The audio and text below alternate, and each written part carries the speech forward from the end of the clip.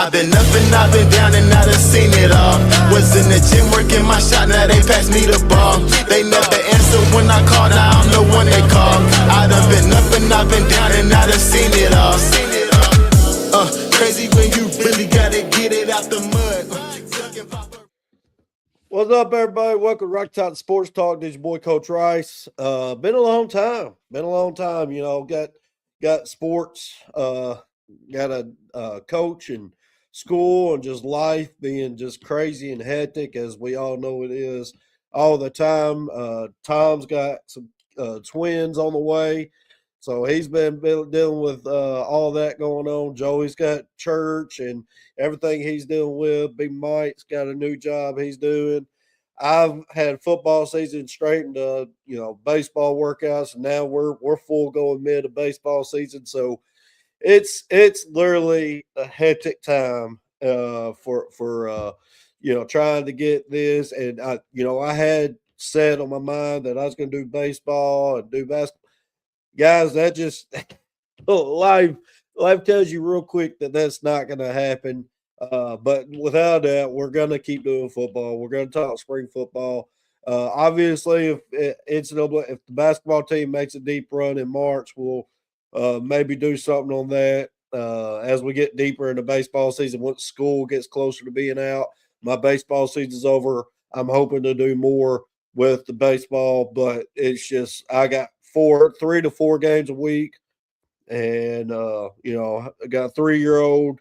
Obviously, and just life, and the school part of it too. So enough with a long rant to reason why we ain't have videos. But man, it's good to be back. I'm ready to get Tom on here. It's just me and Tom tonight. Joey's got church. Big Mike got off work late. I think he may come on, slide in late. But we're gonna talk some spring football. Got some good competitions brewing in spring camp.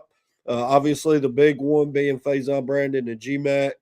I wish y'all could have been a part of the group chat between me, Tom, Mike, and Joey, man. There's been some heated conversations between who's going to be the starting quarterback for Tennessee Vols football. But with that being said, let me get my boy Rocky Top Tom on here, and let's get this show on the road. What's up, big dog? Oh, yeah. I'm stoked. I think you have been anticipating this live stream. Yeah. More like it is when I sent out the message, I said, y'all want to go live Wednesday night? You said, let's go. Let's go. I'm stoked. All the way. Oh, heck yeah. I know if there's anyone that could hop on and talk some I see Big Mike in the chat already. Faison for president. I love it. I love it, man. That's if Joey wasn't at church, he'd be coming back at you, Big Mike. But hey, that's the whole story we're gonna get into tonight. There's a whole lot of stories going on in spring camp. There's several guys that aren't practicing because of recovering from off season shoulder not shoulder, I guess could be shoulder surgeries, but surgeries and procedures trying to clean up some of the things they got hurt this off season, and that way they're ready for summer camp and fall camp. So we got Laura in the chat. Welcome back. Hey, we're glad to see you in the chat, man. It's Sam's in the chat. There's Sam. GMAC 1200 for Heisman. Let's effing go. Let's do it, man. Hey, I've been sitting back on the whole back and forth. I know, Tom, you kind of have too.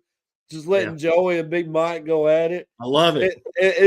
I said, y'all need to save this type of heat for the streams, man, because and which we're planning on. I'm going to tell y'all next Wednesday. Plan on going live again next Wednesday, pending I don't have a rain out and have to have a makeup game on Wednesday. But I'm planning on doing a Wednesday live stream all throughout spring camp, and then that way we can talk about the scrimmage, and then obviously the orange and white game that will be coming up at the end of spring camp.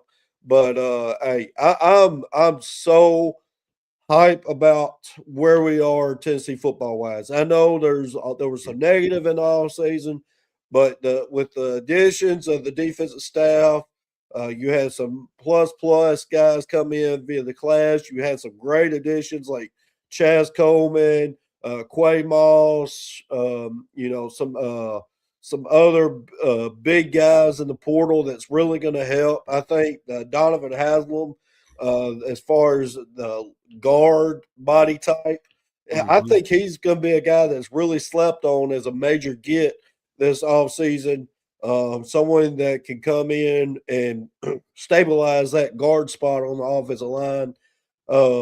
You got pieces all on that offensive line that you like, but you got to have that unit really gel. We had it at times last season, then we had it at times not be very productive. So, of course, the biggest story, Tom. What's the biggest story? Of course, we've talked about it a little bit already, but who is establishing themselves as what?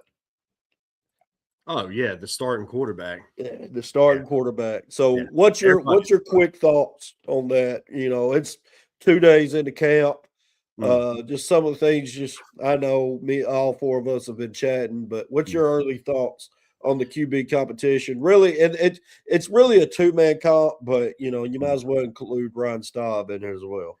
You may as well, man. It's Tennessee. It wouldn't be Tennessee if we didn't have just an absolute free-for-all going on in year 6.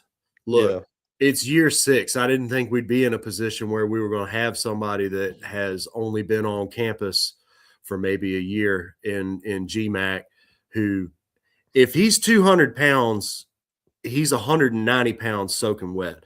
I mean, but look, I want him. This is a tricky thing. I want George McIntyre to win it because he's older. He's got 1 year experience and exposure in the program. But look, if Brandon comes out, because I mean, he looks solid as far as his size, if he comes out and he wins it, then let it happen.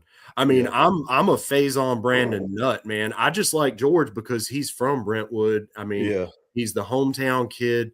It'd be a hell of a storyline if he led Tennessee as a first-year starter, redshirt freshman. The story writes itself. Undersized, under-expected, or not under. That was a dumb word.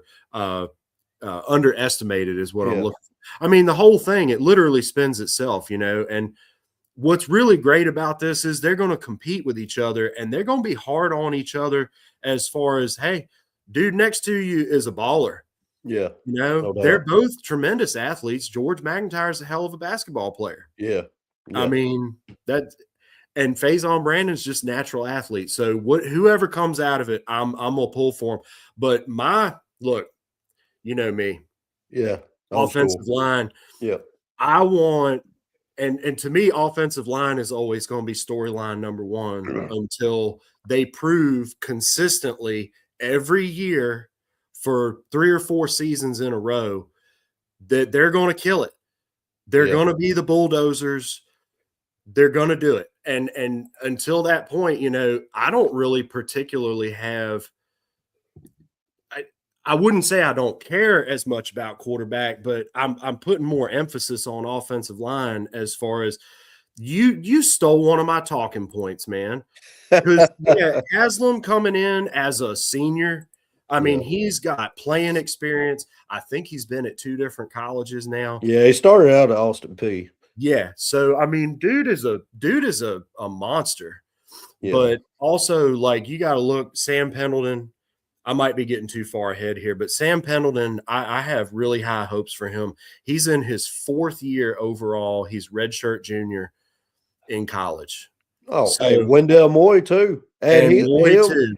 Yeah, dude, that line. You look at and then David Sanders coming back. The potential in that room. You got a guy that's played tons of college football, and Donovan Haslam. You had David Sanders, who's supposed to be upper tier talent, NFL future, maybe top 5 draft pick at tackle body. You have Ori Williams, who's 6'8", 330. He got the tackle presence. You got Jesse Perry, who came on as a redshirt freshman last year, who people thought as a guard, but he played tackle probably was our best tackle last year, even over Lance Hurd. And Oh, then you especially over have Lance Hurd. Yeah. Sam Pendleton, who he had his times last year where he looked pretty good, but he also had times where he got bullied. Hopefully he cleans some things up. He hadn't really going into last year played a lot. Yes, he was at Notre Dame, but he really hadn't of taking a lot of reps, especially at center. He primarily played guard at Notre Dame. Let me interrupt you. Yeah, go ahead. Center, I swear, center is the hardest position in Without football. a doubt. It's the hardest position in football, and bro stepped into the breach after we had Cooper Mays at starting center for what, 4 years? Pretty dang near. It was 3 years, and then Coop took over his sophomore year. Yeah, I mean, I got mad respect for Sam Pendleton, and I think he's going to take a huge step this year. Him and Sham, the Russian, yeah. The dude is what, like 6'7", 320? Yeah. I mean, we got Hosses. Insane. Yeah. I mean, 6'6", it's really 6'6" and above. I mean, it's a massive offensive line. So but go ahead. Keep going. Yeah, if they gel, man, it's all over but the crying, because my next note, it went from when I write stuff down that I'm thinking of, or else I won't remember it. But when I was writing all this stuff out, man, the offensive line was the first thing. And I was getting all giddy, and I was like, man, if that offensive line just steamrolls the hell out of people. I mean, if they really come out and bulldoze Georgia Tech and Auburn and Texas, the second half of the season could just be insane. And no one would have expected it outside the program, like there might be some people who speculated, this could happen. But it really does all start with the offensive line, because we've got such tremendous weapons, bro. We've got Deshaun Bishop, who could just absolutely be a mammoth. He had a hell of a season last year. He had a great season last year. Didn't even do what they could have done. Yeah. And we've also got, the likes of Ethan Davis and Deshaun Brain that are athletic as all kinds of hell, could be utilized early in first down possession, that they need to do that more. And then you got Braylon Staley, Mike Matthews, Travis Smith Jr., Tristan Keys. Like there's literally no reason that we couldn't have a top offense like we had in 22 if the offensive line gels, and it all comes down to that. It really does.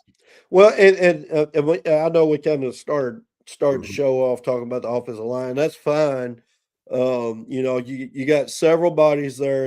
I'm just going to kind of list them off real quick. Big Mike list. Gabriel said the freshman coming in. He's more than likely going to be the fourth tackle body I'm looking at. He may be a red shirt pending, depending on if we need him. But he, without a doubt, looks the part. 6'8", 300, 315. I know they're trying to put some healthy weight on him to go with his height. But I mean, his nickname is Big Squish. So so that's one heck of a nickname. But you just talking about the bodies there, you got at left tackle, you got David Sanders, Ori Williams, and then Gabriel Austin. Right tackle, you got Jesse Perry, Ori Williams. There at left guard, you got Sham Umarov, Jesse Perry, maybe. Center, you have Haslam, Sam Pendleton, and Nick Moore will be the three options there. Sam Pendleton probably being the favorite there. Right guard, Wendell Moy, Jesse Perry. Yeah, I mean, you see a lot of mixtures there. Donovan Haslam. That guard to guard spot is where you're going to see some guys, especially in spring camp, move around, trying to figure out where the best five could be going into summer and fall camp. And then so you have all those bodies. That's a lot of names there. You have a lot of confidence, obviously, in David Sanders hammering down that left tackle spot. You got Wendell Moy, who I think is going to be our best interior lineman. I think he was our best overall lineman last year. And then Sam Pendleton likely taking over that center spot.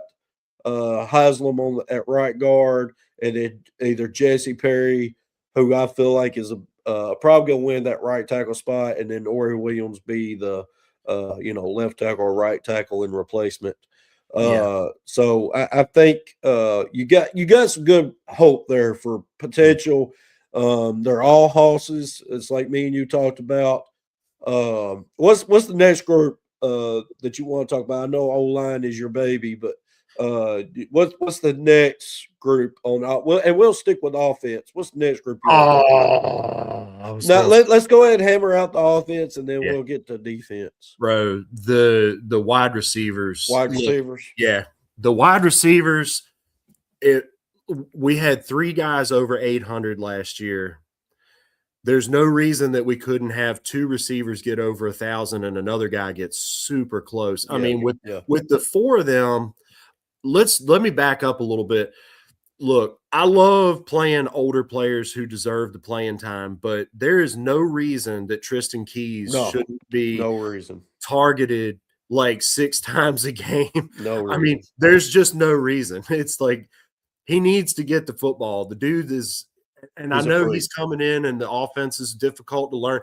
And also with Heupel, I've given him some rough love, maybe not even love, some rough words. But he does mold the offense each year. He remolds the Play-Doh and he gets something different out of it. Literally every single season, there's different nuances. There's been different, sometimes great, sometimes tremendous, sometimes not so great.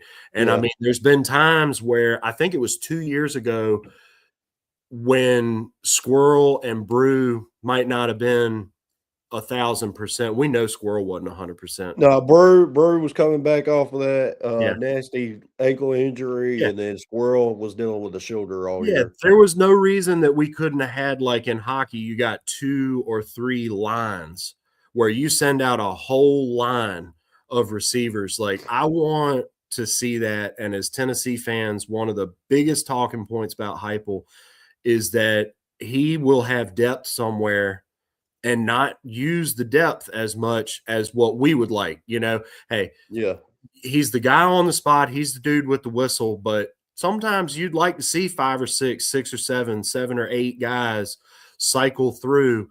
And it just helps in the long run. It does. Yeah. Like, the receiving core could be tremendous, but that offensive line's got to block for the quarterback. Quarterback's got to not fumble the ball. He's got to take care of the ball. He's got to get the ball to the receiver. Like, a lot's got to happen. Yeah. But if it happens, bro, it's gonna be insane to watch. Well, that's why Coach Heupel refers all the time. It's all 11 guys. Mm-hmm. All 11 guys, one play being one unit doing their job. Mm-hmm. Wide receiver running the right length of route, being where the quarterback expects him to be. Offensive line doing their job, reading their assignments on who they're supposed to block. Running back, if he's supposed to stay in or go out, tight end doing their job, and then quarterback making his progression. So I'm right there with you. And Big Mike put it in the chat, and then Sam followed up. There's no reason why our wide receiver room couldn't be the best room in the country. I think you got Mike Matthews, you got Brandon Staley, who are 2 proven guys. Mm-hmm. I think Mike Matthews cleaned up the drops a little bit, and he's going to take off. I think without a doubt that dude, him and Staley was the breakout wide receiver of the SEC last year. That dude came out of nowhere, showed out, got freshman all conference, and should have won freshman all American. But it is what it is. But politics, yeah. But between them two, you have a good ground there, and then you got guys that are coming back. They're high star caliber guys. You have Travis Smith, Rad Jackson, who I think the world of both of them. Yeah, I think, and Joakim Dotson even came on late last year and made a couple plays with kick return and a couple of screen plays.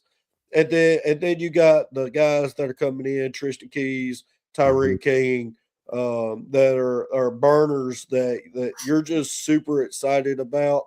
I think the floor is super high and the ceiling is just out this world. Mm-hmm.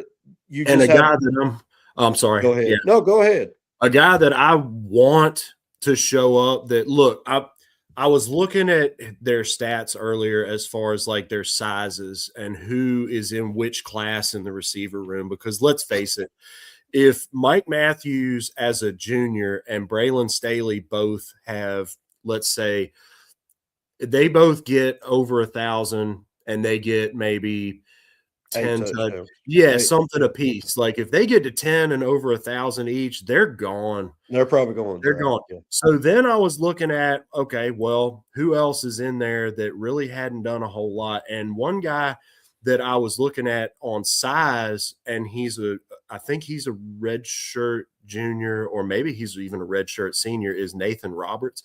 The dude is like 6'5", 210.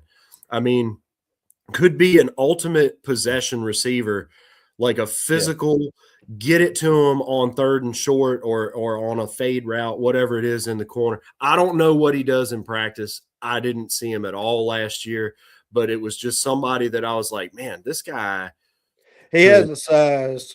He has the size. I think he was one of those preferred walk-ons that people had a lot of hype about. Trey Weary was in there.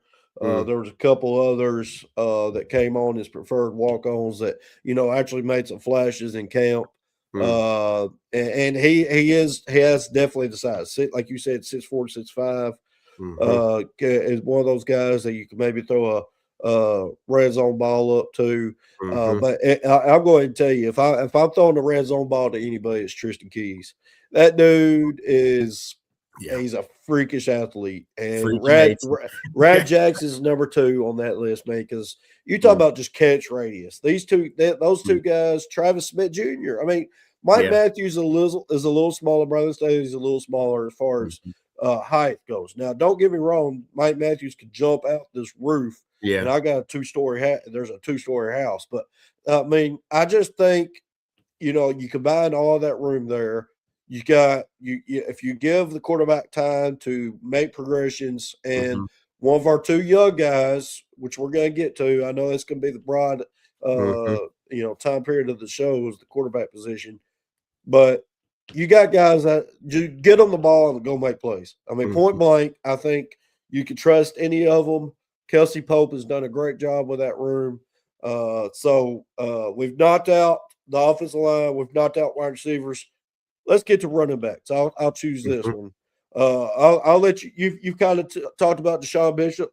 Give me your early thoughts on Deshaun Bishop, Javen Gordon, who's flashed in the first 2 spring practices, and then Dwayne Morris. So I didn't actually know that he had been a shining light in the practice, but I did have a note as far as Justin Baker, the size and breakaway. I mean, he might not be like the fastest guy, but he's quick as hell, and he's 5'10", 210. The dude is like my ideal tailback size, 5'10", 5'11", maybe just over 200 pounds. Like thighs of steel. Yeah, dude. Like when you try to tackle him at the legs, he'll knock you out because he'll hit you in the chin with his knee. I mean, like that. And then Dwayne Morris is just quick as hell. He's going to be water bug. I want him to be water bug this year. But I want Deshaun Bishop to get like 20 touches a game, and then they fill it in. They got to fill it in because that dude – you remember how 2 years ago we made the playoff and Deshaun Bishop made just – it looked like there's no hole. But he read the blocks and he allowed it to develop. And then he would just squirt through where you was like, man, that was a hell of a play. This kid's a football player. Deshaun Bishop's just like that. I mean, he's fast and he's tough. He's tough, dude. He takes hits. So, tailback room, that offensive line opens it up. They really could. I just need them to catch the football. That's what I was going to get to. Yeah. I need them to catch the football. If they get a wide open throw and they don't catch the football, I'm going to actually incinerate on the spot. Like I'm going to explode. Yeah, I'm right there with you. I think last year you had Star Thomas that really was the only one that you could trust throwing the ball out of the backfield too. Deshaun Bishop had bricks for hands last year. Peyton Lewis had bricks for hands last year. The Star Thomas is the only one I saw. I mean, the closest thing to Jabari Small Mm, that we could trust coming out of the backfield, mm, and throwing the ball to, and Dylan Sampson. mm, I think both of those were perfect out of the backfield. Throw the mhm, ball to, get it in space. Deshaun Bishop, he has the ability. I mean, he did it at Carnes High School in Knoxville when he wasn't catching the snap and just running. yeah. He's just he's athletic, so I don't know why he just need to get that jugs machine, get that work in, and get Mhm, connected with G-Mac and Faison. I think this is where Javid Gordon falls in. Him and Dewan Morris. I think them mm, two could be dynamite catching the ball out of the backfield. I mean, if you watch Javid Gordon's highlight tape at Tulane, that dude was mm. catch the ball Oh, one that's right. hit and cut, one cut and hit it. I mean, he's just the type of guy that I think he fits perfectly in this offense. I think he's probably one of the most underrated pickups we got this offseason Mm, because I do think at the end of the day, him and Dwayne Morris are fighting for that 2-man spot mm, behind Deshaun Bishop. I mean, don't get me wrong, I love me some Dwayne Morris. I think he's our mhm, biggest home run hitter, home run threat ability as far as one cut and take it to the house with speed. mm, But I think Javid Gordon's that mixture between Deshaun Bishop and mhm. Dewane. So What I like all three of them. I also like Justin Baker. I know you brought him up earlier. He's he's that underdog that mhm, people think he's going to be the fourth back. Dude, like you said, dude's got thighs of steel. He's got speed. If you see pictures of him with the pads on, his arms massive. are like, oh my gosh, like Yeah. the size of a mountain. Like they're unreal. And you're not hitting the ball out. When he's got that ball Yeah. tucked in that position, you're not hitting the Mhm, ball from there. And I think he's a guy that, bowling ball, Maurice Jones Drew esque, that can, get through the hole, cut through the hole, take the bounce off somebody and take it to the house because What's he Javin does Gordon? have speed. What's Javin Gordon's size? I don't know. I He's forgot like who you were picking him 5'10". up. He's like 5'10", Oh, okay. probably 200, somewhere around there. Oh, well He's then hell yeah. Welcome him to the perfect size tailback club, man. yeah, Seriously. yeah. That's that's I money, bro. If yeah, he can hit it out, yeah, then yeah. yeah. I mean, but him, Bishop, and Justin Baker are all three in that same little. Dewani Morris is a little smaller, but he's also a lot faster. So he has a little bit more fluidity Mm, to get away from the big hits. mhm, So I think we're going to be in a good spot as long as we don't get any injuries. If we have an injury or two at the running back spot, that's where depth it kind of hurts. I mean, mm, concerns me. But today's college football climate, we've talked about it. It's hard for anybody to have depth mhm. in today's college football climate, but that's for another day. I'm not going to get you going down that We do have a road. kid.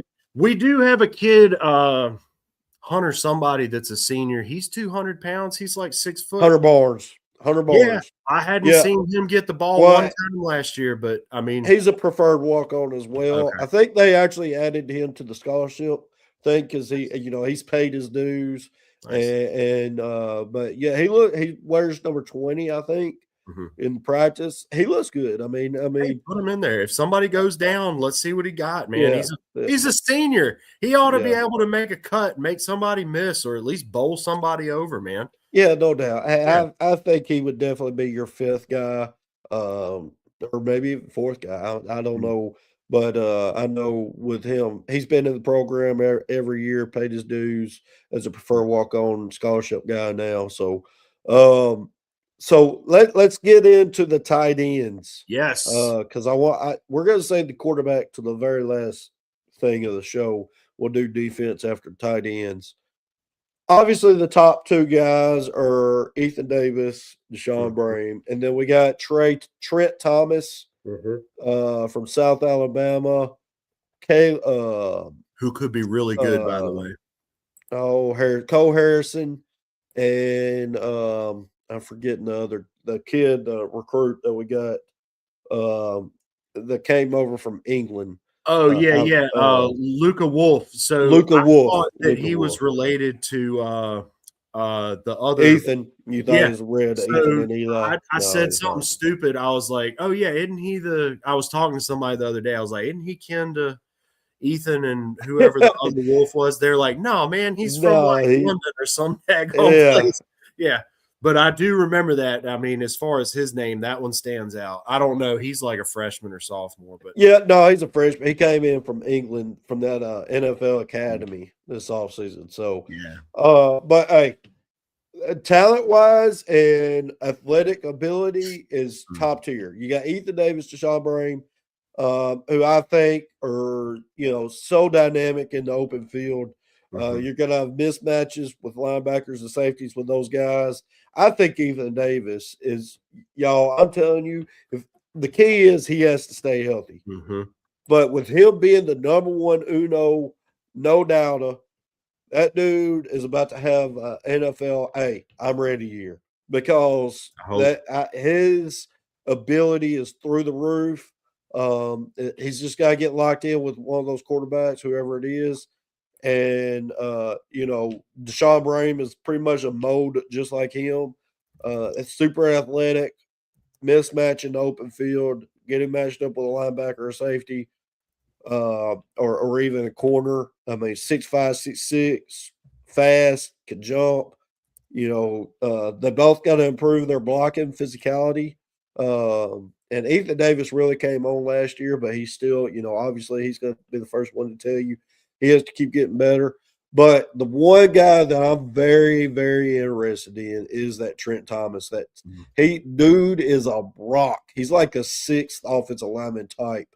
Where he comes in, he has one job, and that's to put the edge on the ground on those kicks or put the middle linebacker on the insert plays on the ground. He's one of the guys that when he comes in the game, they're 12 personnel, or if he comes in, he's the solo tight end. They're probably running the ball. I'm just telling you, they're probably running the ball, and he's going to be the lead blocker because that dude is massive. And if you see some of the things he said when he committed to Tennessee, it gets you pumped up because he likes the way Tennessee runs the ball, uses the H-back / tight ends, and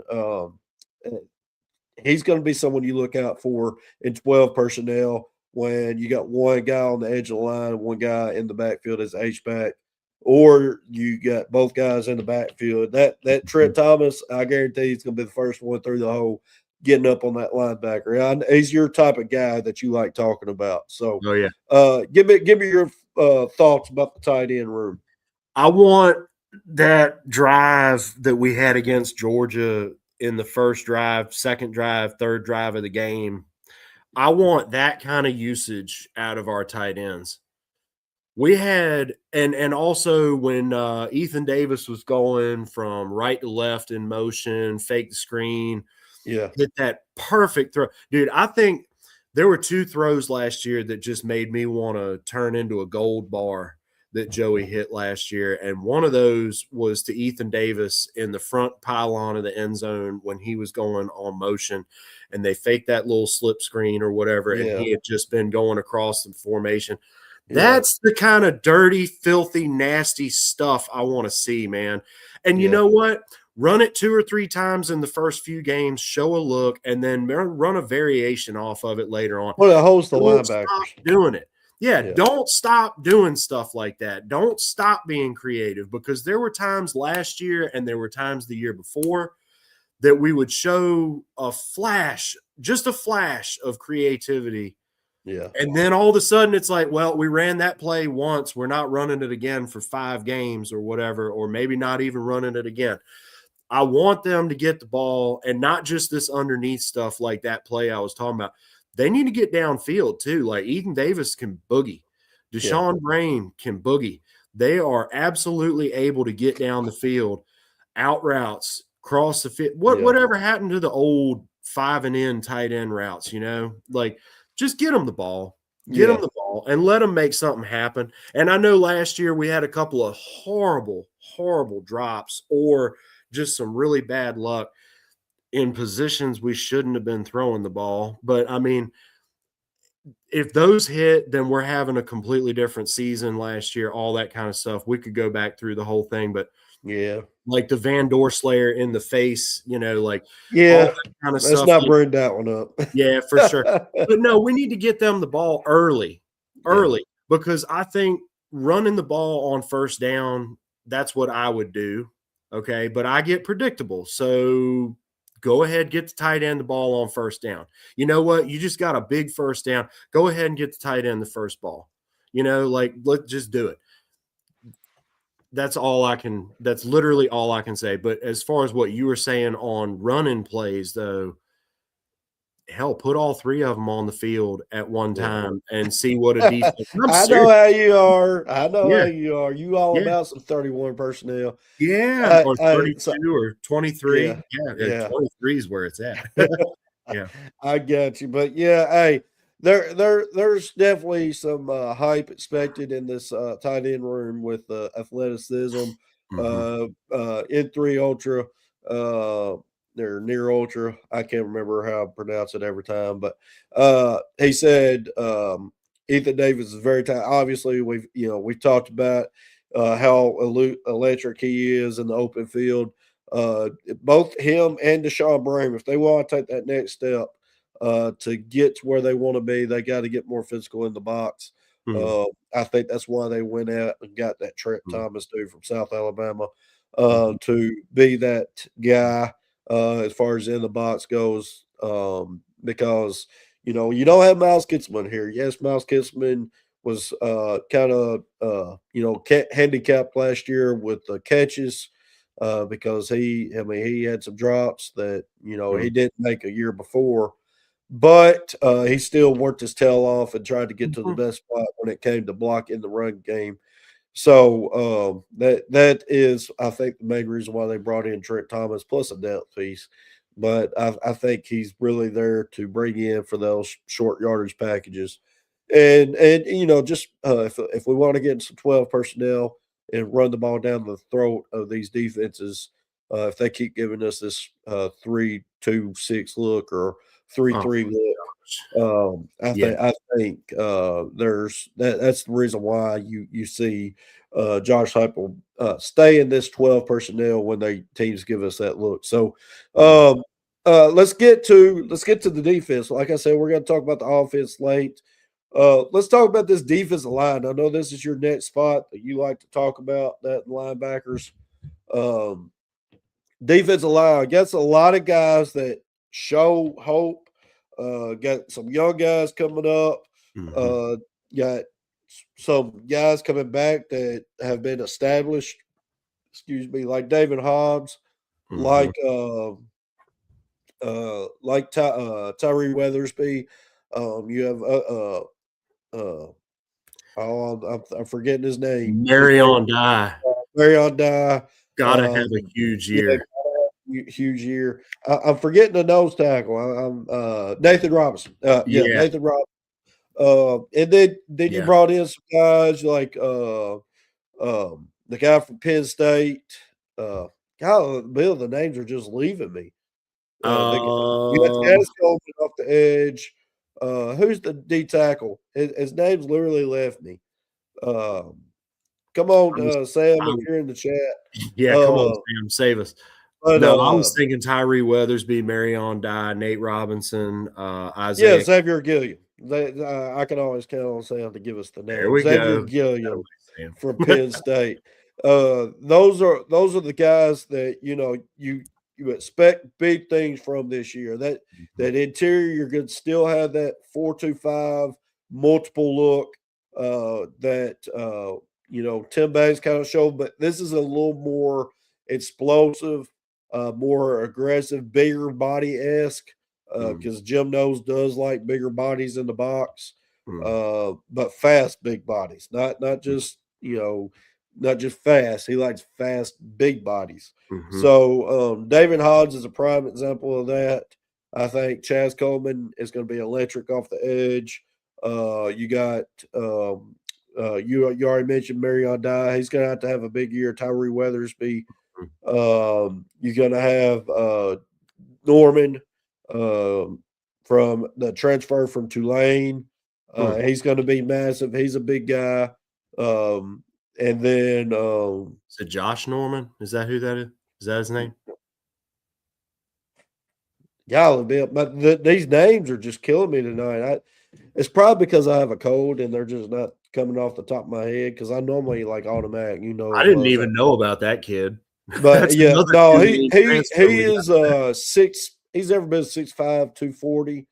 More of your strong side defensive end / strong Leo, like a stronger version of a Leo, closer to Joshua Joseph's.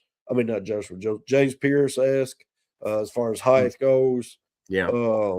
And then you got Rodney Garner back.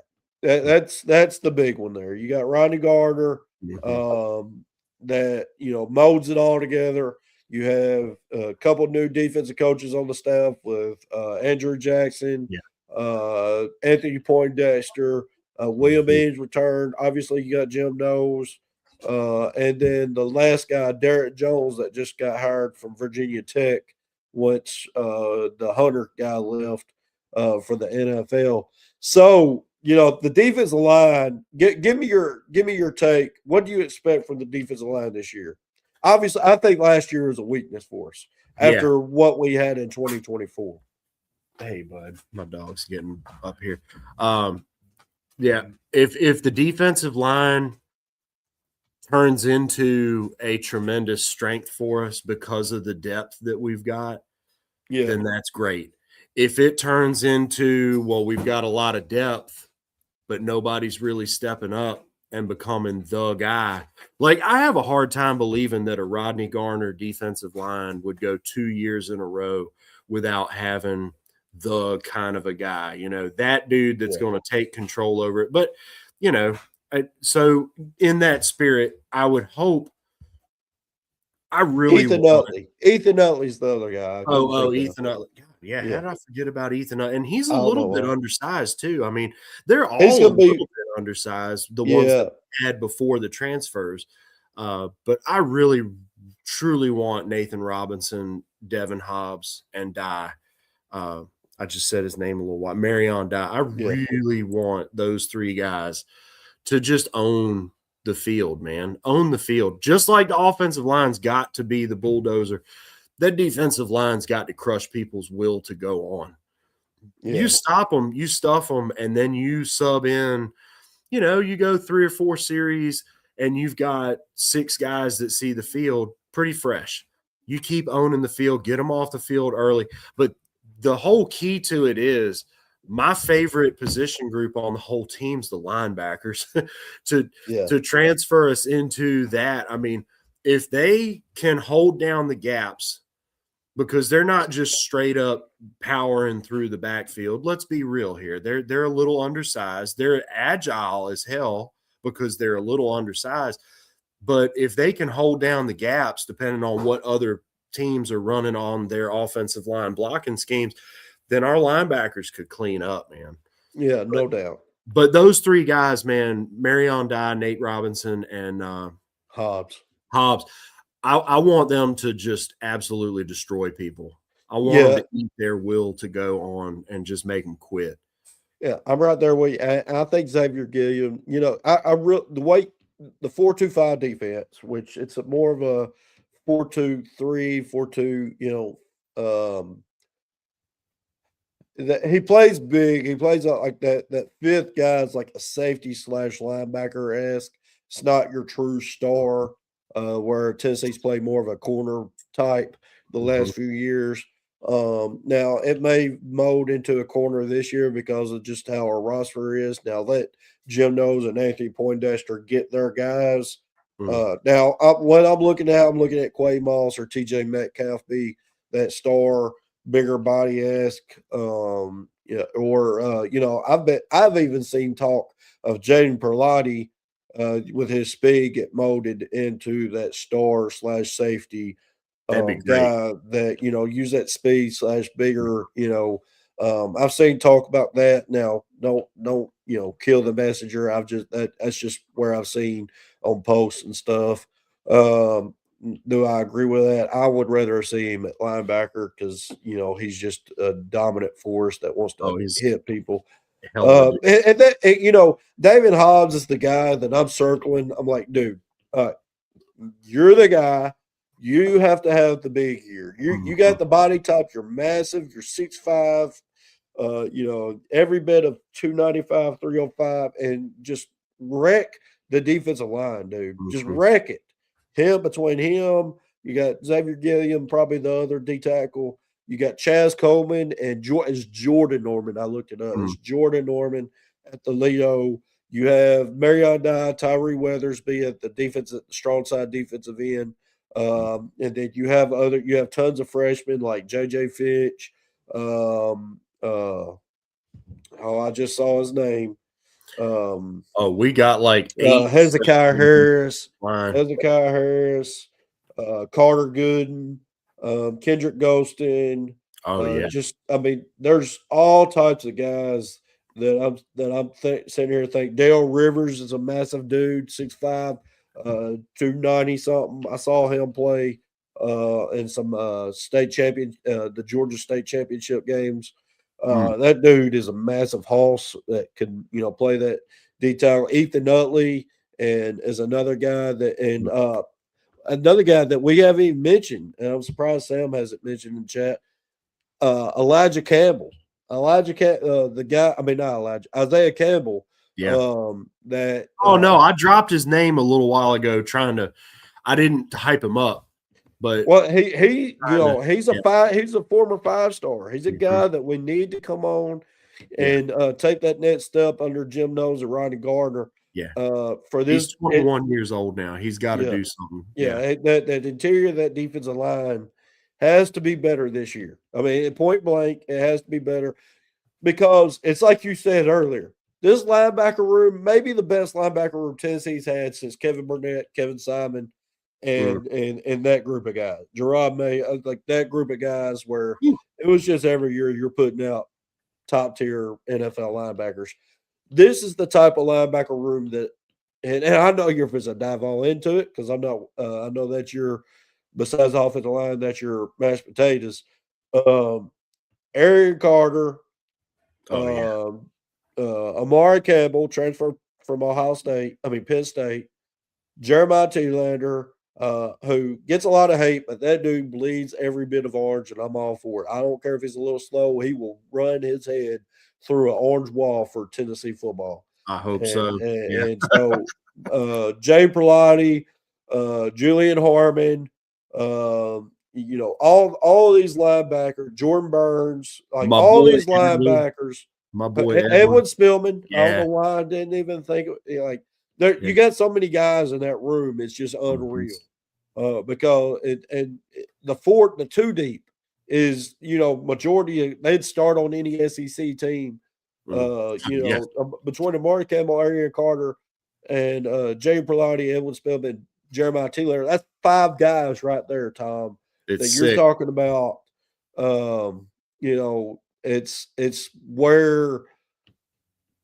where you just draw a difference between where Tennessee was a few years ago, where the linebacker room was decimated, to where we are now. We probably got the deepest linebacker room in the SEC. It's wild. It's filthy. Give me your thoughts on that. Yeah, no, I mean you absolutely knocked it out right there. Like that group of guys, especially when we got his name was just on the tip of my tongue from Penn State, the kid that came in. Amari Campbell. Yeah. So that it's just disgusting. It's almost sickening how good our linebacker room is, man. Yeah. And look, if Thielander, I had said some things, not mean stuff about Jeremiah Thielander, because I mean he's wearing Tennessee orange. I don't want to say anything bad about him, but yeah, he had a little bit of trouble getting side to side quickness, Yeah. And if he's worked on his side to side quickness as he's probably a 5th year senior at this point. Yeah. Then I mean, bro could be a baller. Him and AC and Campbell, Spillman, and Holt Perlotti. I'm telling you, you really could go 6 guys because what's his name? Jaden Harmon, he played a lot at the end last year, getting some reps. Yeah, So it's filthy. Yeah, and that's the reason why I think you have that talk of Jaden Perlotti get moved to that safety / star guy that can, because he's got the speed, he's got the athleticism, obviously, that you can move around, do some things with. Um, and then another guy that I haven't mentioned that has a linebacker body, but I think they've been playing him a lot of edge is Christian Gass.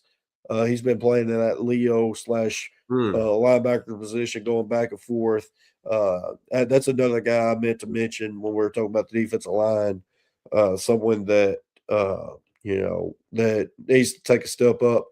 And we're sitting here glowing, Tom, about our top 6, 7 linebackers. You forget we pulled in the number 1 ranked linebacker class in the country with Braden Rouse and TJ White. Oh my I gosh. I mean, Yeah. the And William Inge, for all the hate that he gets sometimes with the rotation, and sometimes like Nick Bolton coming in, which he's still there. He's another guy that got a lot of playing time last year. I hope I don't see. Don't get me wrong. I love what he does for Tennessee football because he plays his heart out, plays his ass off. But I want to see Edwin Spillman, Aaron Carter, Damari Campbell, and Jay Perlotti out there before I want to see Nick Bolton out there. I even want to see Brady Rouse and TJ White out there before him. But go ahead, Tom. No, that's that. You're 100% on that. We got 2 of the best linebackers coming out of high school last year. I mean, look, I know this is a serious change. It would be a massive change of direction for a guy that's what Knowles is almost 70. Yeah. Right.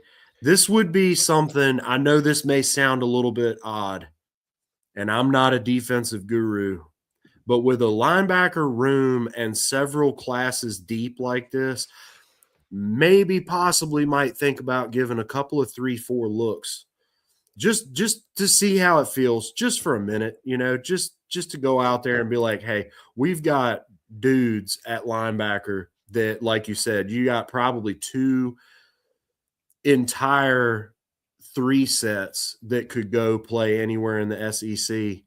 So, hey, maybe throw it out there. Give them a 3, 4 look and see how it feels for a minute. That'd be a huge difference, though. That'd be a tremendous undertaking. That's an entire culture change, like going from a 4 down to a 3 down. Yeah, that's an undertaking. I think what you're looking at more there with Jim Knowles, what he will do, he'll go 3-3-5, with that. or 3-2-6, depending on what the passing is looking at. But I think you got to try to find a way to get 3 linebackers on the field this year. Yeah, because that's your best, most talented, most deepest room.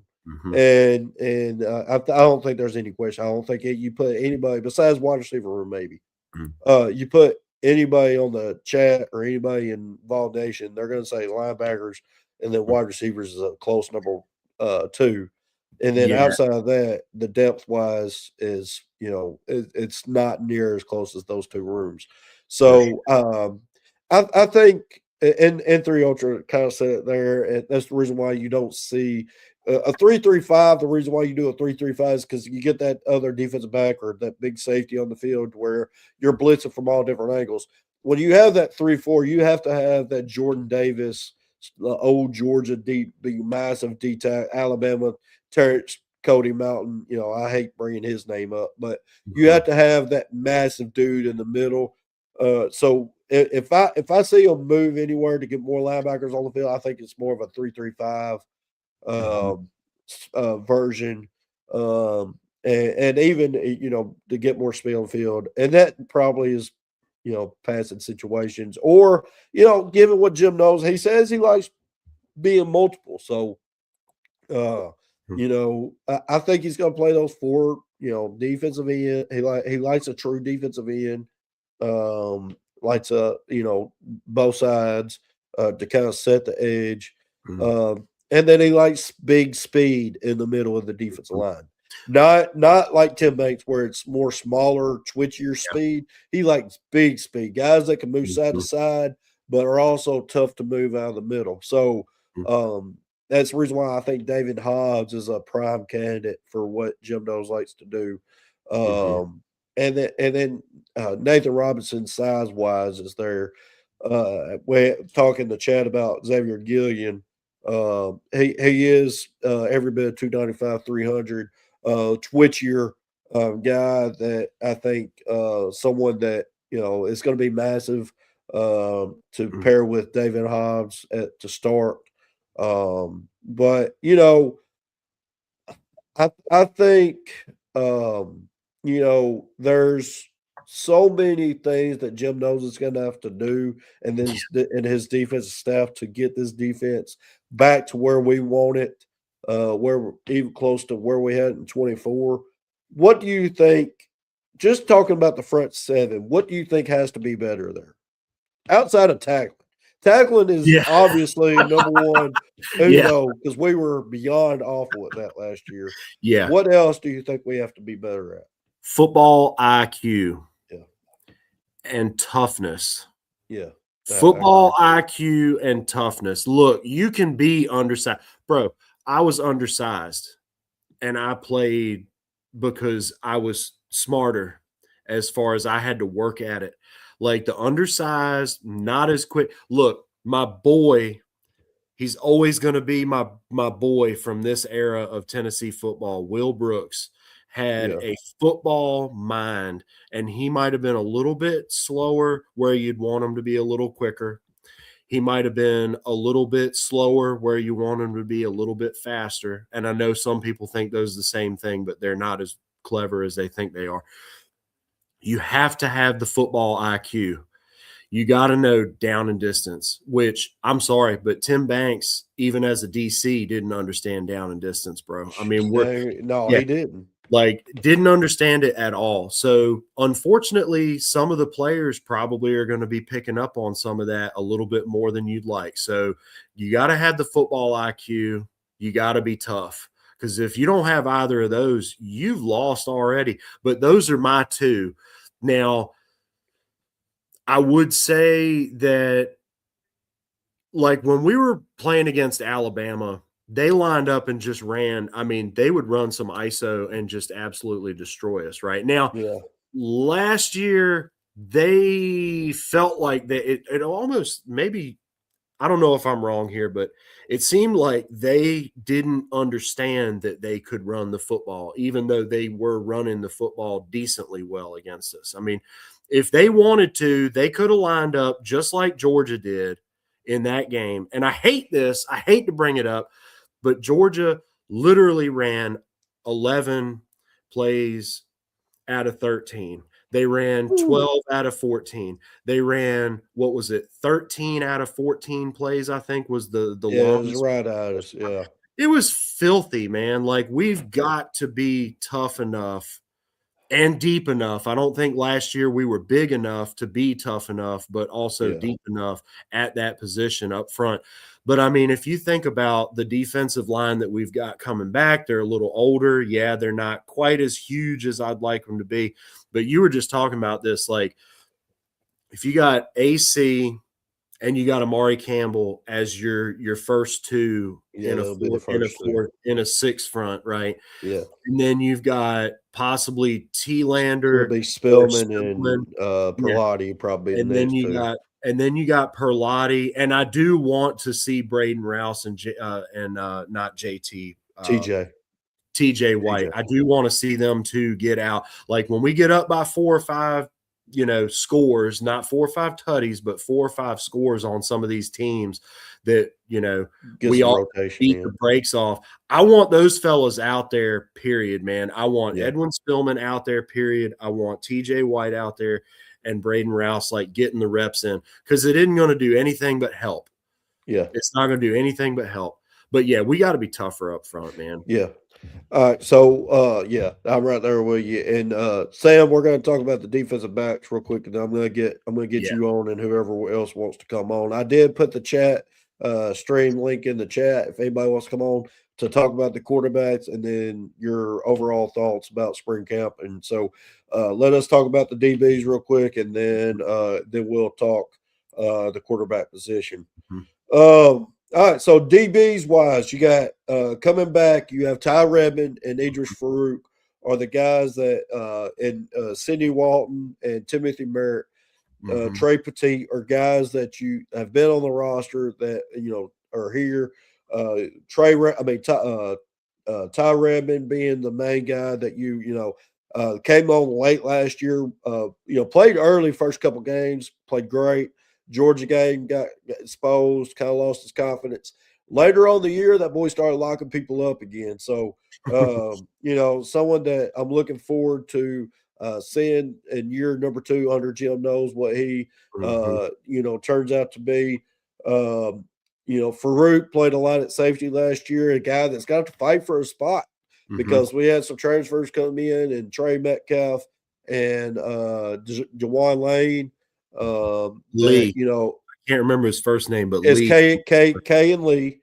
Yeah. K and Lee came in from Auburn, and then Jadaeus Richard from Miami. Those are all guys' names that have come in, and then you have a couple freshmen there. But if I'm picking my spots right now, I'm saying K and Lee, Ty Redmond are starting 2 quarters. Jadaeus Richard is third for both. Back up for both of them, kind of like McMurray was 2 years ago for McCoy and Gibson, where McMurray had to really fill in more this year because we had so many injuries. But I think that's the type of role Jadaeus Richard.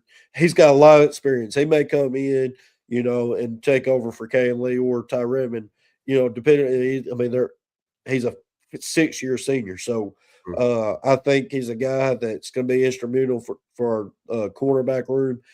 You got Quay Moss, who I think is you pretty much locked in at nickel. As your taller, bigger corner. I think that's who you're going to roll with this year. Super athletic. And Trey Metcalf may be that other guy, depending on if Idris Farouk wins that other safety spot. And then, like I said earlier, we got DeJuan Lane transferred from Penn State, so he knows the system. He's a little bit ahead. And then Trey Metcalf, the transfer from Michigan, who originally played out at Arkansas, also brought his brother down from Michigan. Will probably be a redshirt year or a growing year. He's still probably a year or 2 away. But I think as far as piecing together the secondary, where we really struggled last year, a lot of it because of injury. I mean, granted that I put last year as an asterisk because you had top 2 corners out for the season after game 1. I think Colton Hood and Ty Redmond, was very serviceable. McMurray was hurt for a lot of the year. He played through it. And what really killed us last year, obviously, we all know, was safeties. So, Angles, safety, football tackle, IQ. Yeah. So, Andre Turrentine, he just was not. Yeah. He was a good leader, vocal guy, but, just didn't really have the top tier safety that you need in SEC football. Farouk, don't get me wrong, Farouk will be the first guy in the circle to go knock somebody's head off, but his attack angle is awful. He does not know angles. But if it's straight line, he will go knock your head off. So I do like that about him. And he plays hard. It's just like you said multiple times, football IQ is everything for the safety position. It's the commander, the back end of your defense. So so give me your last thoughts on the secondary. I think we pretty much laid out who I think will be the starters. But give me your last thoughts, and I'm going to get Sam pulled up, and we're going to talk about this quarterback position for 10 minutes. So literally everything you said, and the only thing I would add to it is that DJ Burks. Why didn't you say DJ? I completely forgot about DJ Burks. He's the other safety / nickel guy that he could be a monstrosity as a senior, bro, at 6 foot, and he's like 200 pounds. I mean, He could be as close to an elite safety as Tennessee's seen in a long time. He could be. Look, I know he played at App State, but still, I mean, we know some other guys that did pretty well at Tennessee last year, and they played at App State. So, I mean, Isaiah Hodge, I think is the guy's name. Isaiah Hodge. Large? Hodge. That's a weird name. He's Isaiah somebody from Colorado. Yeah. Cornerback / wide receiver. Here's another guy that kind of figures in the rotation. I think he's more of he's going to be our punt returner this next year. I think that's the main reason they brought him in. Another guy I meant to mention back in the wide receiver room, it will probably be our kick returner this year, is Ian Duarte, transfer from Idaho State. I think he's a look as a backup slot, but mainly kick returner / punt returner, specialist guy that, they brought him in. Harge is more he can play cornerback, so you need some depth there. So he does help out, but I think he's more focused on punt returning and kick returning. But for the main portion of the show, let's talk about this quarterback competition. I see Big Mike made sure he got into the show for this quarterback competition video. Fades on. Yeah. That's not fair, Mike. That's not fair, man. Joey's not here to hold his end up. Hey, it's all good, though. What's up, fellas? I love How's it going, guy? What's up, guys? Dessert. What's up, boys? I waited for the dessert. Look at this. Oh, I love it. I love it. Oh, my gosh, man. Yeah. Found some goodies. You found some goodies. Balls are good peerless. It's priceless. It is priceless. That magazine is priceless. Be right back. That's right. All right, go ahead, Big Mike. Hey, Sam. So before, because I will wait on Big Mike to get back for the quarterback talk about quarterbacks between all four of us. What's your overall thoughts? Through everything we've talked about. I know you've been in the chat the whole show, and just the outlook of what spring has. To start off, FanDuel or whoever that's got the Vols at 6.5. That's easy money. If I wasn't buying a house and paying for a down payment shortly, I would be betting the house. Literally, on that. Yeah, anyways, I got a bet on it already. So yeah. What I don't know if I was in and out a little bit, but I don't know if he talked about it. But this Derek Owings is the truth. I've listened to everything that guy says, and that gives me more hope than about anything. Yes, he is taking this team to a level that obviously he's got proof in the pudding. I mean, he took Indiana team. Obviously, they have a lot of upperclassmen guys that were very talented, but they did not have injuries. They could last. They seemed like they were playing faster at the fourth quarter than everybody else was. So that's spot on. We have not talked about that. He said Indiana's fastest GPS clock game of the year was the national championship. Yeah, they got better as the year went on. Yep. Overall on the team, just my general view of it, I think the offensive line. I mean, they basically have 5 guys that started multiple games coming back.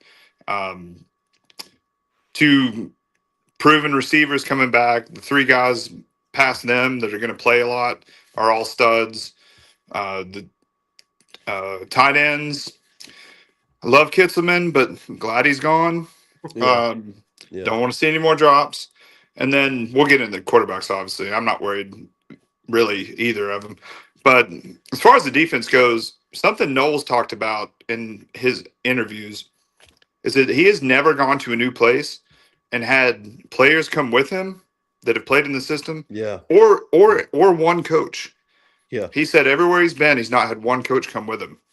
And this is now he's got both. So this whole narrative of it's going to take more than 1 year for them to be good at defense, I just don't believe that. I'm not buying it either. I'm right there with you. Too much talent on that side of the ball for one. Too much. They really fortified the secondary, specifically the safety position, which my God needed it. Yeah. Like you said, that linebacker room is an embarrassment of riches. If that's one, they can rotate those guys and keep them fresh. Every possession, yeah, just rotate them. Same thing with the defensive line. There's a lot of talent in that room. I thought last year a lot of the guys were very undersized, which I think is why Owings is going to make a big difference. Yeah, getting those guys where they need to be. So yeah, that's why. Yeah, that 6.5 number is just insane to me. Yeah. I'm right there with you. I'm right there with you. I think the 6.5 number is mind boggling. I mean, JD Piquel talked about it on his show the other day, talking about Vols at 6.5, even with two freshmen at quarterbacks. The talent is there. I mean, yes, we're playing a decently tough schedule. Which I think, you look at everyone else in the SEC, I think it's about an average. So, I mean, point blank, everybody in the SEC's got a pretty much tough schedule. So, and I know Tom has talked about before on the show that, and I've said it before that I want to compete against those tough schedules because if you're going to do it, if you're the best team in the national championship, then go prove it week in and week out. So, don't play these cupcake games that no one cares about, and one a year is fine, but at 3 a year, that's not doing anybody any good. So, Big Mike, before we get on the quarterbacks, just kind of give me what you think about what we talked about the whole show. If your ins and outs, what you kind of think of what we talked about. Man, I think our defense is going to take a big step forward this year. I just like everything I'm seeing, like everything I'm hearing. I just love the additions that we made through the transfer portal and our coaching staff. Yeah, as well. And I mean, I think our offense definitely has the potential to be there as good as it was, last year at times with Joey. With Faison at quarterback, right? Well, go ahead. I'm sorry, I just had to throw that in there. But I mean, I if we're winning football games, man, I don't care. Yeah, you got that damn right. That away. But I mean, I like what I see from him. I know we'll probably get into that here in a second, but just overall, man, I'm excited for football to be back. Just ready to see our product on the field, man. I think we definitely, like you said, the talent is there and the potential is there. Yeah, no doubt. We do have a tough schedule somewhat, but I mean, we can win. We can win if we can find our footing early. Our That's the offensive key. line, we got to find it early. Our offensive line, like y'all have talked about tonight, is going to be massive. If that's going to be one of our big keys on offense, if we can get our line to gel early and open up holes for our running backs, man, this could be a fun year, no matter who's throwing the football. Yeah, could be. Yeah, could be. But that 6.5 is looking real. I put a bet on that long time ago, y'all. I'm thinking that maybe 7 is more like the number, but that's no. I put 7.5, but hey, overall, I think we've throughout this show and even with what Sam's came on and said, B Mike's came on and said, both of us have talked about the talent in every room is there. It's just a question of going out in the field and doing what you're coached to do, and then being more physical and executing. I think that's the main key. I think that's what lost us some games last year. Outside of being out physical at times, cue the new strength coach. I think secondly, we just got out executed. You have the talent on the field. I don't think there was any question in that last year. I just think, because we did put 41 up on Georgia. So, and did some other great things last year. We led the SEC in passing yards. So obviously there were some pluses, but obviously we know there were some misses via the defense and the run game. on the offensive side of the ball. So I think you're going to get to more of a balanced overall. I think that's something Josh Heupel wants to get to, and all four of us would probably agree to that. The reason why he did the things he did this offseason is to be good in all three phases: offense, defense, and special teams, and don't slack up on any of them. So let's get to the main part of the show. Let's talk about this quarterback competition between GMAC and Faison. Let's spend about 10 minutes here. Obviously, just let's roll the bullet out. Which guy you think is going to be starting August or September 1st, whichever the first game is. Say it now. Mine's GMAC. Tom, GMAC. who's your starting quarterback first game of the season? Mason Phillips. Oh, come on. No, I'm just kidding. I'm kidding. I bet you not one Tennessee fan other than maybe the four of us on this show know who's Mason Phillips is. No, I think it's probably going to be GMAC. GMAC, yep. Yeah. Joey's is GMAC. Sam? George McIntyre Manning. George GMAC Manning. He threw it in. Big Mike just had a heart attack. Who's your starter to start the season? I know you're a Faison Brandon guy, but you've also mentioned at times that you do see, at least in the text chat, that you think GMAC will be the starter out the gates. Who do you think, on camera, who do you think is going to be your guy to start the season? Game 1, GMAC. Game 1, GMAC, yeah. That's where I thought that's where we'd all end up. I think you talk about mid-season, talk about end of season. I'm even with you, Big Mike. I think Faison will be the starter by the end of the season. I know that's going to have some, some negative thoughts about that with some guys, Joey being one of them, and maybe with others. Sam calling GMAC Manning there at the end. But, don't get me wrong. Don't get me wrong. I think GMAC has all the potential. I do. I do think he has all the potential. He's got to work on, some things. If you watch Brooks Austin, he does a video. We've talked about him before on here. He did a film breakdown of potential Tennessee starters on YouTube the other day. If y'all get a chance, go check it out. It's a great video. It talks about GMAC and Faison. Talks about GMAC's 8 to 9 throws he did last year, and then breaks down some of GMAC's Brentwood Academy film. And then he also talks about Faison Brandon's film at Grimsley High School in North Carolina. I think there's so many things that both of them have pros and cons to. Obviously, both of their biggest con is experience. But I think at the end of the day, the guy that going forward into 2027, 2028, I think is going to be Faison Brandon. That's the reason why I think by the end of the year it will be Faison Brandon.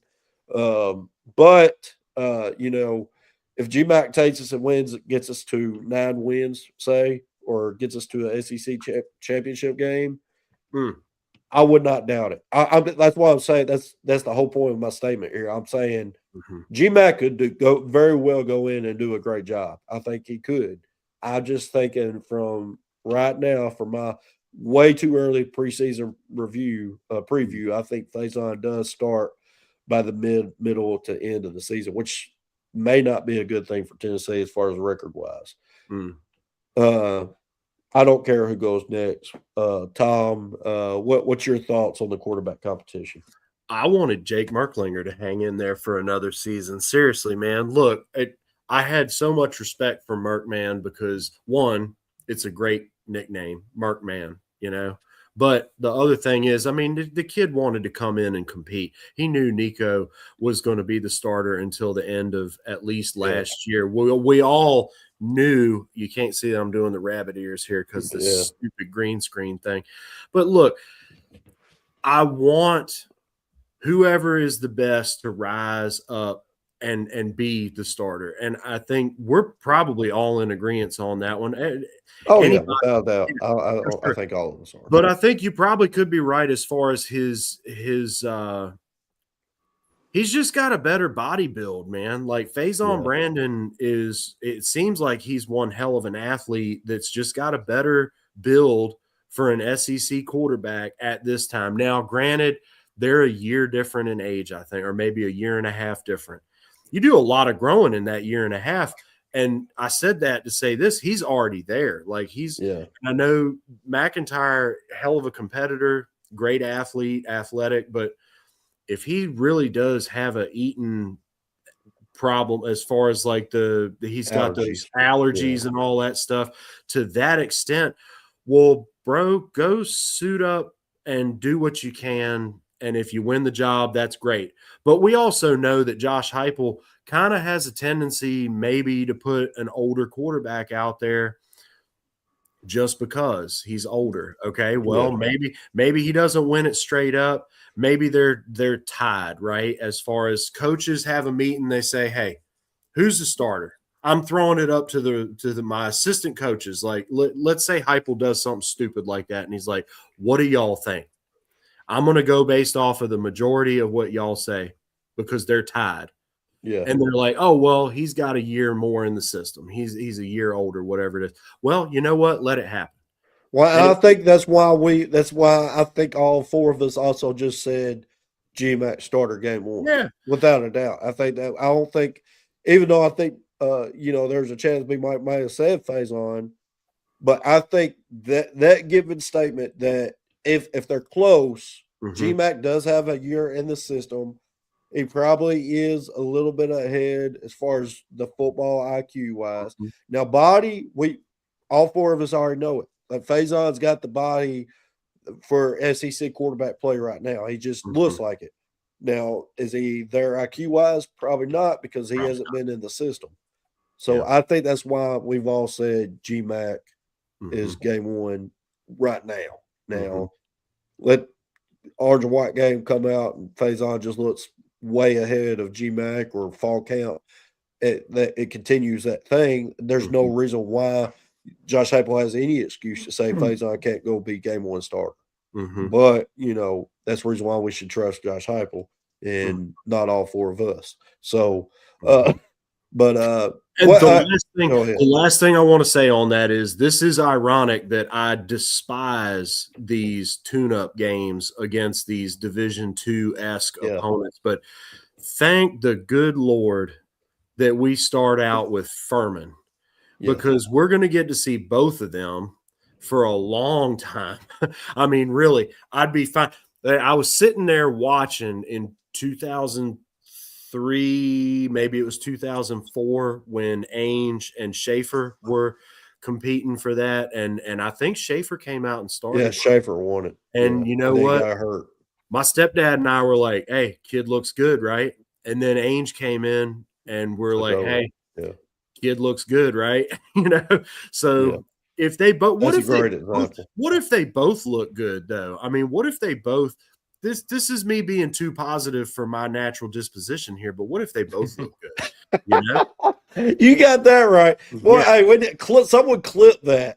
Someone clip that because that just happened for the first time ever. Tom right being here. Positive. 8:26 on a Wednesday night. So, Sam, give me your outlook, brother. I know Big Mike, so we'll get to his. But Sam, what's your outlook on the quarterback competition? So I'll preface it with saying this is the first true full year quarterback competition in the Heupel era. Not two transfer quarterbacks. I mean, GMAC has a year in the system, yes, but as far as college snaps, they're about the same. So there's not much difference in that. As far as how they'll make a decision, I think both will look good. I'm really high on the offensive line. I mean, I don't think it's going to take them long to gel because there's a lot of guys that have played together in the previous year. So with that being said, offensive line returning, receiving core returning, running back room returning, tight ends, I just don't think you're going to see bad quarterback play. I really don't. And that's so a good point. You get to there'll probably be some separation somehow because of how long of a process it's going to take.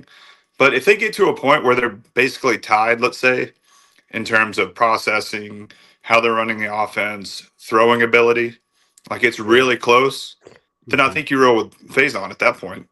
Yeah. Because he's the better runner. Yeah. Having an elite running quarterback with what I think is coming back on offense. Oh, it changes everything. It's unstoppable. It changes everything. Completely unstoppable. Difference, yeah. And so I would feel bad for GMAC at that point because he would know he's a good college quarterback and has the ability. But I'm not here to make friends. I'm here to win football games. So it's going to be really curious. Which let me say this real quick. GMAC is elusive. He's not just a statue. Now he's a string bean, but Faison, I do get your point. He's more of a mobile threat. But go ahead. And with the coaching too, you also feel more secure about sending, hey, I'm thick as a potato versus, skinny as a carrot going out there. Hey, are we really going to call quarterback power at the half-yard line like they did with Joey against Georgia? No, you're not. Probably not, They're probably going to try and hand it off, Well, hopefully they hand it off instead of that stupid play action that cost us 2 games last year. But, I'm digressing. Yeah. I mean, here's another thought. At that point, you run 2 QB system for those type of situations. I mean, you put Brandon in that's got the running ability, and then the defense, we can throw it. So what are they going to do? That's there. I mean, I just don't. Again, I don't get what people are down on UT football for. But you've got 2 of the most talented QBs, potential wise, in a long time. It's national media. It's because of Heupel. I'm sorry. It's because of Heupel. Well, I'll say this. Heupel's averaged 9 wins a year with a terrible defensive coordinator and a terrible strength coach. So I know he's got his flaws, but we're going to see this year. This is my year for him to prove, okay, let's see what you can do, boy. Sam, he made some great points. Yeah. He just made some great points. You just made probably the best point against my anti-Heupel feeling that anybody has made, either in my friend circle, family circle, Twitter circle, any of that stuff. That was a pretty concise point. He's averaged 9.5 games. 9, 45 wins in 5 years. There you go. So 9 games with a horrible defensive coordinator and pretty much a non-existent strength. You know what? That his play calling and time management can't be forgiven. But as far as some of the other things, that's a hell of a point. I need to think on that one for. Yeah, I mean, last year specifically with the team, it just was so close to being the kick against Georgia. The missed block assignment against Oklahoma, and then the last 2 games of the year don't matter to me because the season was over before that. So I agree. I don't think that. And this is my opinion, and this goes to professionalism, which we're not going to get into. But you can't convince me players care once they're out of playoff contention. No, they got their check. They're thinking about their next school. They don't care that it's Vanderbilt, and we all hate them, but they don't care. Yeah. So, but anyways, back to the QB. You're baiting me. I trust I trust them. I trust them to make the proper decision, and I don't think they're going to feel bad one way or the other, even though GMAC's been here. Yeah, I agree. Big Mike, go ahead. Give us. He rubbing those hands. He ready? Getting it ready, baby. Hey, I gave you something, Big Mike. Play off of it. All right, so I said GMAC would be the starter game 1. Would I be absolutely shocked if it's Faison? Absolutely not. Yeah. I would not be surprised one bit. Yeah. I can't remember. I read something the other day. I can't remember who it was that said it, but they said Faison is physically ready to play in the SEC right now. Yeah. No, you can see it. And GMAC is not. I mean, I know he's gaining weight a little bit. I know he came in when he first came to Tennessee. He was like 182. They say he's at 202 right now. Yeah. I don't know if I believe that or not. When I seen him, his legs look like toothpicks. Yeah. And I believe I seen that right now Faison is like 6'4", 215 pounds. Like right now. and he's massive. His legs are massive. He looks like a young Cam Newton. In my opinion. Yeah. But like what Sam said, Sam made an excellent point saying that in our offense, and having an elite running quarterback would be huge. Yeah. And I mean, like you said, I mean, I'm sure McIntyre, I've seen some videos of him in high school. He can run, but I just, unless he adds on some more weight, in my opinion, I think Faison would be a better option as far as a running quarterback, or more of a true dual threat quarterback than George would be. Yeah. But like I said, whoever wins us football games, I'm cool with. But I definitely think Faison is the future. And I know they said that I think I seen after practice too. People were talking about how him and Tristan Keys are already developing a lot of chemistry. I think that's a connection that you're going to hear a lot of. Fingers crossed. They stay here. You're going to hear a lot of that over the next couple of years. Faison Brandon to Tristan Keys for Tennessee touchdown. I think you're going to hear that a lot. Yeah. And also, just kind of off of the quarterback situation, a point that I kind of wanted to just throw out there is something I kind of want to see this year. Is I kind of want to see who's going to do what as far as like in the coaching staff, like, Sam, or y'all brought up time management. Yeah. I want to see who's truly calling the plays. I want to see, I'd like to see our clock management get better this year. Is one of the things I would love to see, and different calls and different situations. But I'm rolling with Faison, man. That's my guy. My thing is urgency, accountability, and consistency. You do those three things at a higher level this year, you're going to be in a better spot because that's what cost you some of those games last year. Outside of a couple, a bad kick, or which urgency could have been a better if you have more urgency and get the ball a little further down the field, maybe what's his name makes the kick. So I there's a lot that goes into it. I think all four of us will agree that I think we're in good hands with either of those options. To me, the reason why I think, and here's my final point on the Faison Brandon by the end of the season. If GMAC goes out and wins 9-10 games, he's a redshirt freshman, y'all. He's going to be the guy moving forward. So what's that mean for Faison Brandon? Yeah, he's transferred. That's a rough spot. So that's in today's environment. Which he may be like Ty Simpson. Stick around, Carson Beck. Stick around, wait their turns, or not Gunnar Stockton. Yeah, but that's few and far between. It's Joe Milton. Joe Milton's another one. He waited his turn, but there's so many things that you have scenarios there. But that's the main reason why I say Faison probably will start by mid to late season.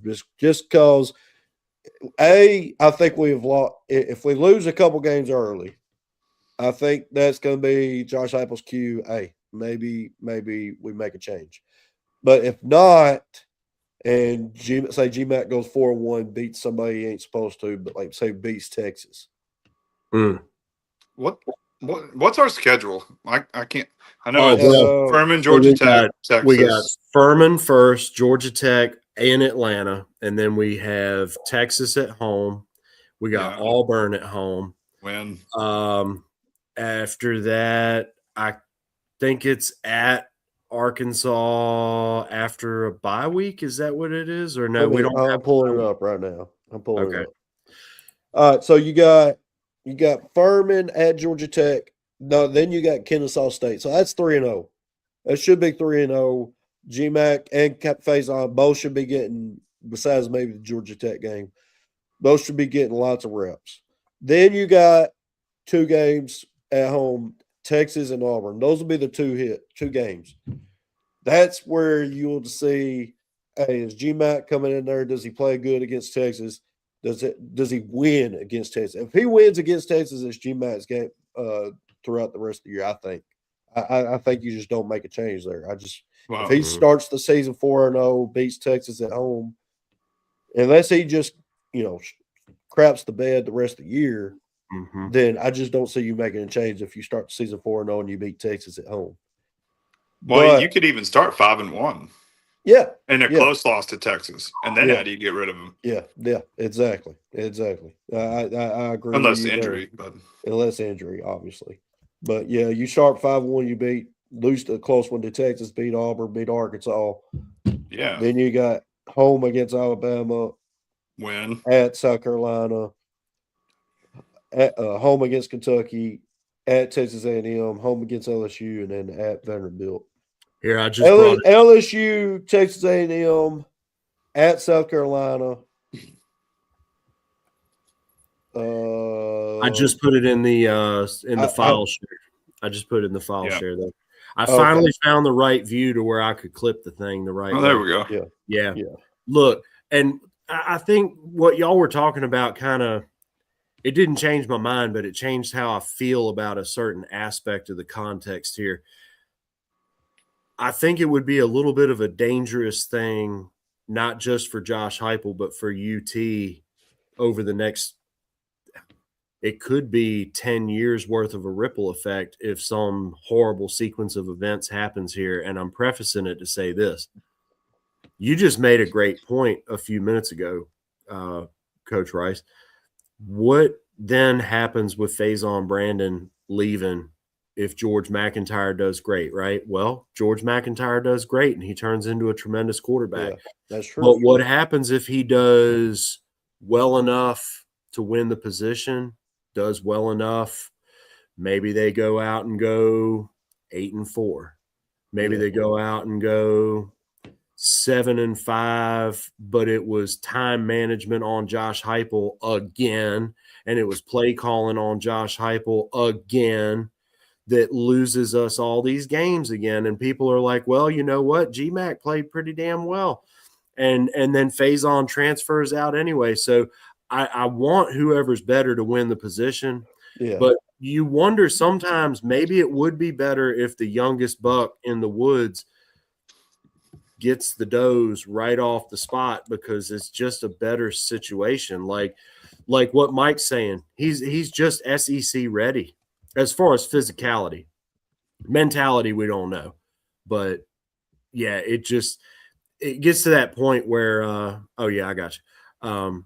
It just gets to that point where, I want maybe George to win if he's the best, or want Faison to win because he's the best. But then that thing in the back of your mind's irking. It's like, man, maybe it's only a slight difference, and Faison leaves out of there, and then it creates a big stink around the program. Like, they paid Nico just to get him in. They paid Nico just to make a big recruiting splash, right?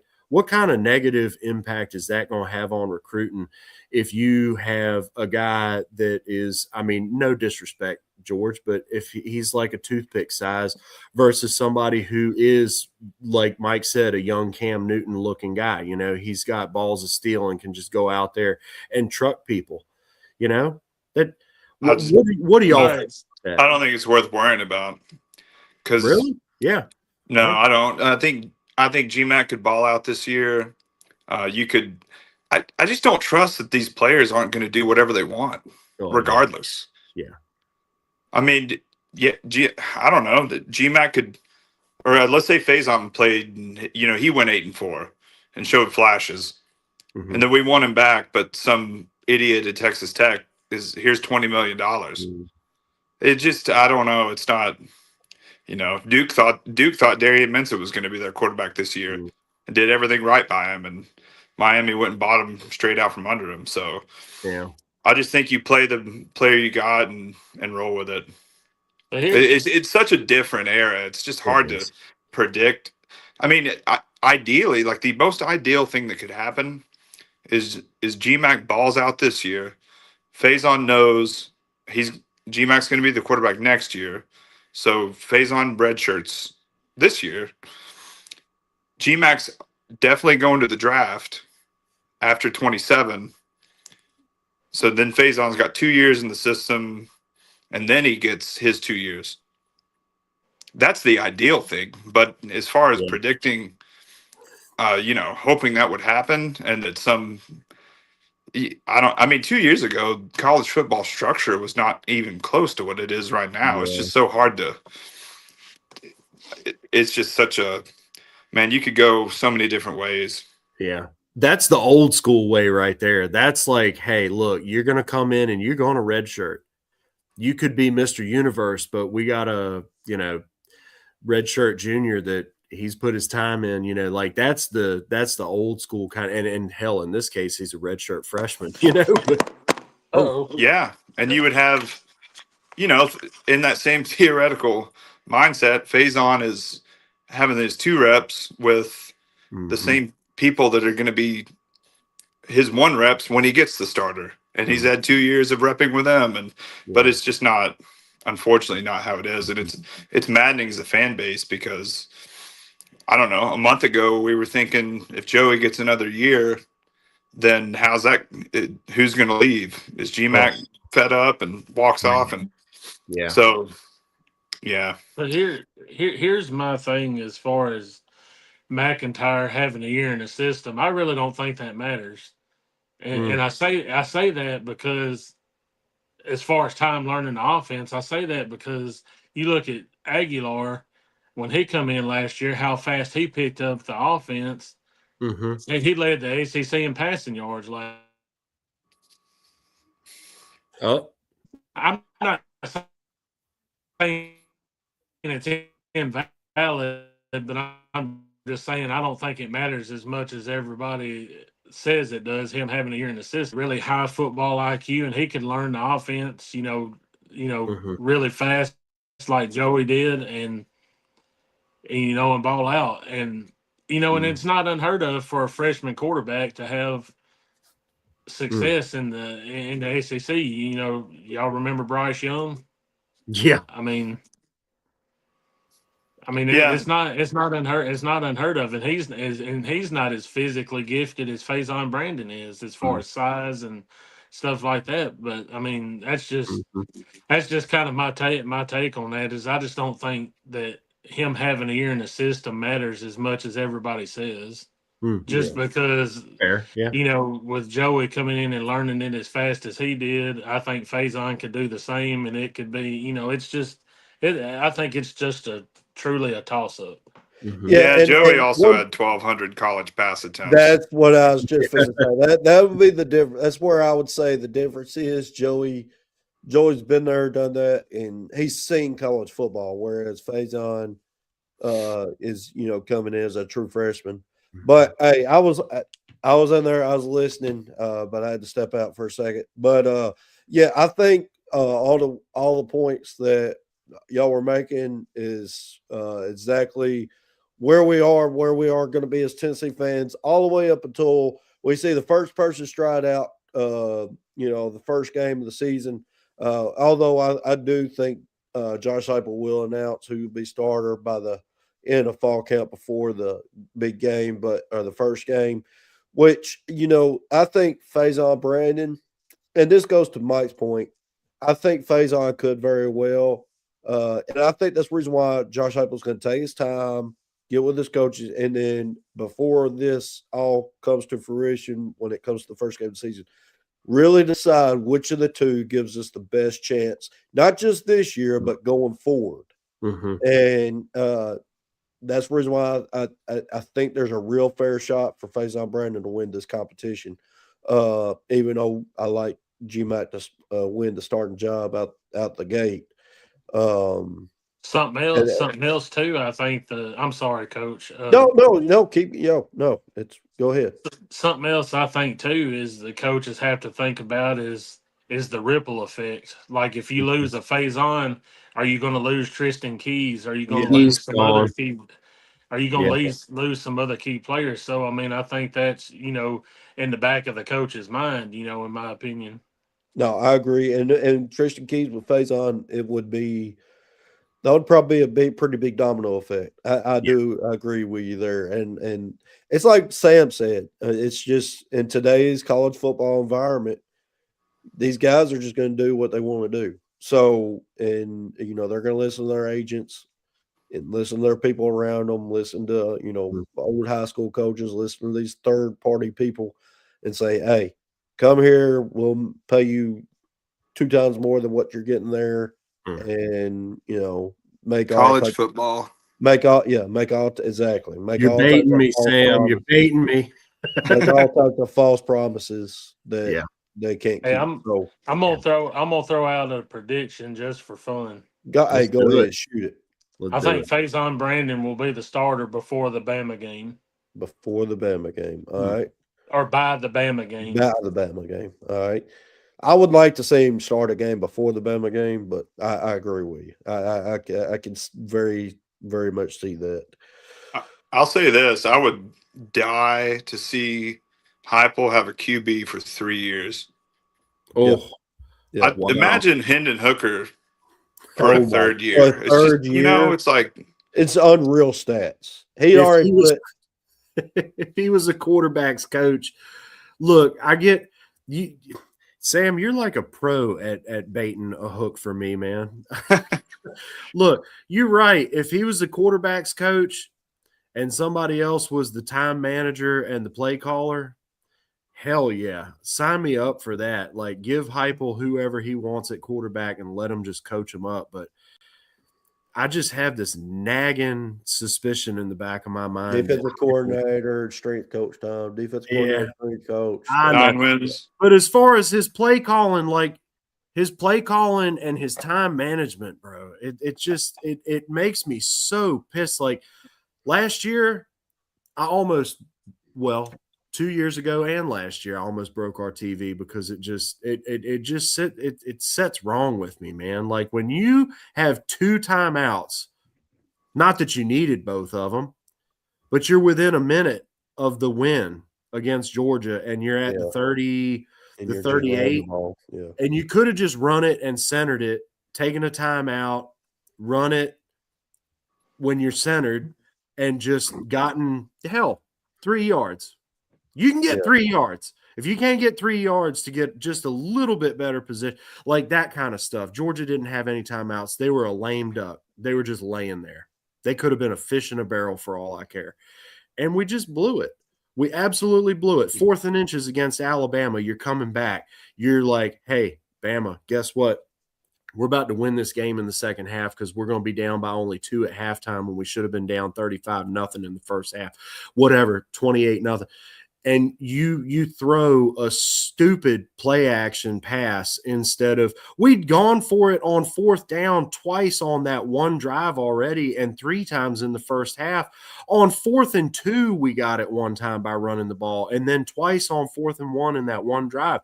You run the football. Like, it's just – his play calling and time management cost us games, man. Yeah. It cost us the South Carolina game a few years ago with the lack of discipline. Like, I just feel like Heupel, this is his last year for me was his proven year, and he blew it big time. But if he doesn't do it this year, I'm camping in front of his house with a fire his sign, and I'm going to make pallets that have fire Josh Heupel in orange and white on them.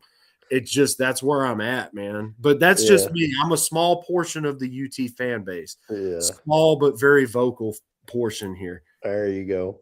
Hey, real quick, somebody we hadn't talked about tonight, just real fast. Who's excited to see our new kicker this year? Cooper Ranvier, baby. Yeah, Cooper Let's Ranvier. go. Dude's got swag. Dude has all the swag. He's got. We're 12-0 with him last year. I'm telling you. Yeah, dang right.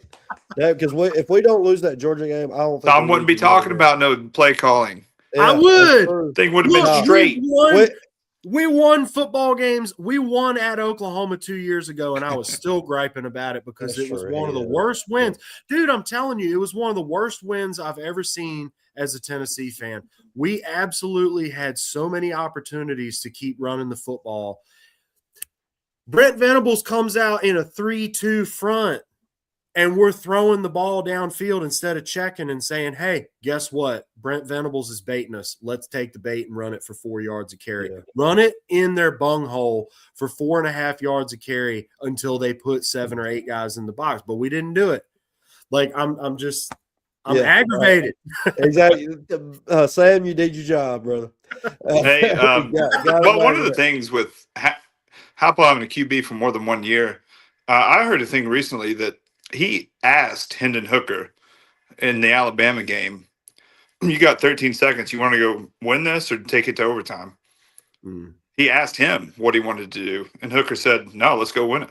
Mm-hmm. So I think part of it's just having trust and trusting your QB to go do stuff correctly. That's true. Yeah.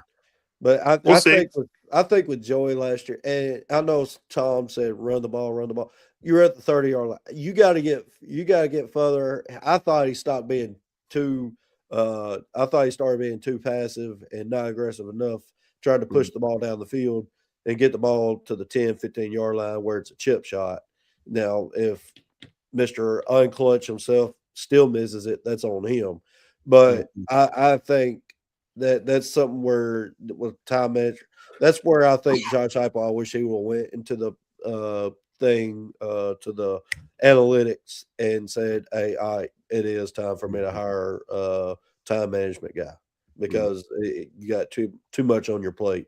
Now, play calling, I'm kind of on the side where I still like some of Josh Heupel's play calling. I think at times he does do some dumb stuff, but he leads the nation year after year somehow, still top 15 in scoring. So I think you just got to trust it and then keep going. We're going to have to bear the, deal with the, growing pains early part of the year. That's the reason why I am kind of glad this year we got those 3 games where I think you do see equal snaps between both quarterbacks. And then I think outside of those 3 games, then you go, hey, all right, it's yours. You're the guy the rest of the year. I think that's fair, and I think that's equal opportunity. So, not because I'm one of those coaches say it's equal fair. I'm going to play the best guy, but I think you got those 3 games. So, hey, let's go see who the best 3 guy is with game reps. So, honestly, that's what I see. Honestly, trending out. So, it's not a bad problem to have. No, it's not. Well, if one guy doesn't kick it in the Texas game, you got another guy right behind him. Exactly. So I think, hey, this is a great show. I think we covered a lot. Obviously, we talked about every part of the team for the most part, except for the kicker until the very end, which is a very important part. Dude's got swag. He's got drip when he kicks. I'm all for that because it seems like we've been dealing with a baby face the last 3 years. So, yeah, national champs, baby. So, hey, from Coach Rice, from Rock Top, from Sam, from B Mike, y'all have a blessed night, and always go Vols. Go Vols. Go Vols.